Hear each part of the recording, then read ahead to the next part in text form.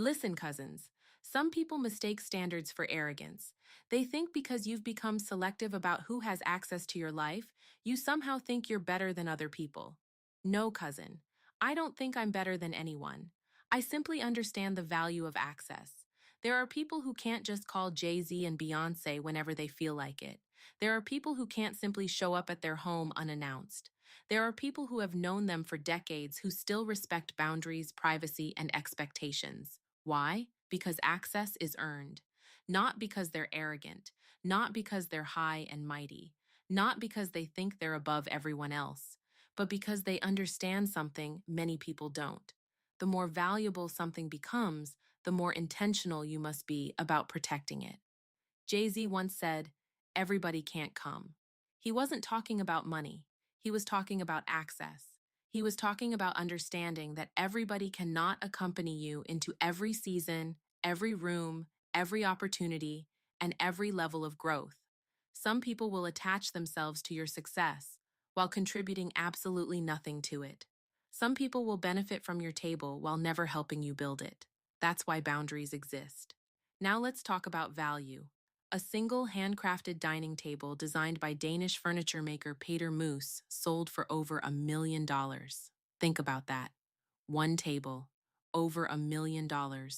Now let me ask you something. What kind of silverware belongs on $1 million table? Do you place plastic forks on it?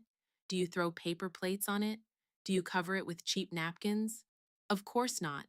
The value of the table demands a certain standard from everything placed upon it. The same principle applies to your life. When you begin building a high-value life, you can't allow just anybody unrestricted access to it.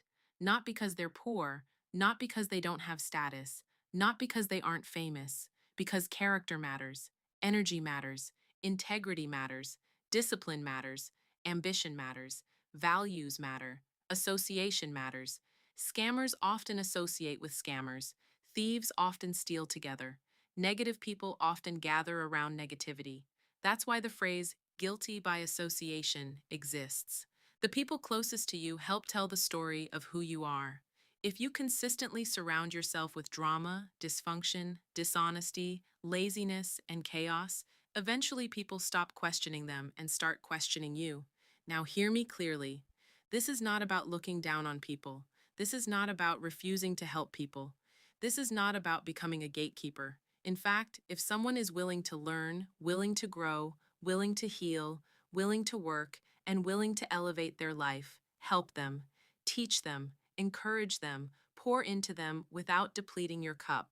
But don't confuse helping someone with handing them unrestricted access to your table.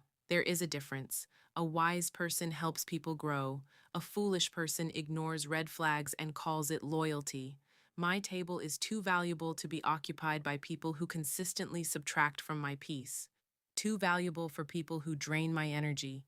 Too valuable for people who bring confusion where I'm trying to create clarity. Too valuable for people who contribute chaos where I'm trying to build purpose. I want people around me who add value, not noise. People who bring integrity, not excuses.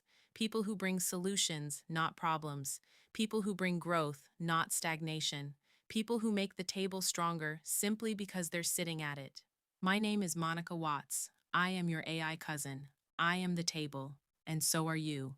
Protect your peace. Protect yourself. Protect your table. If this post resonated with you, comment "I am the table" and share it. Be sure to follow this page to stay motivated.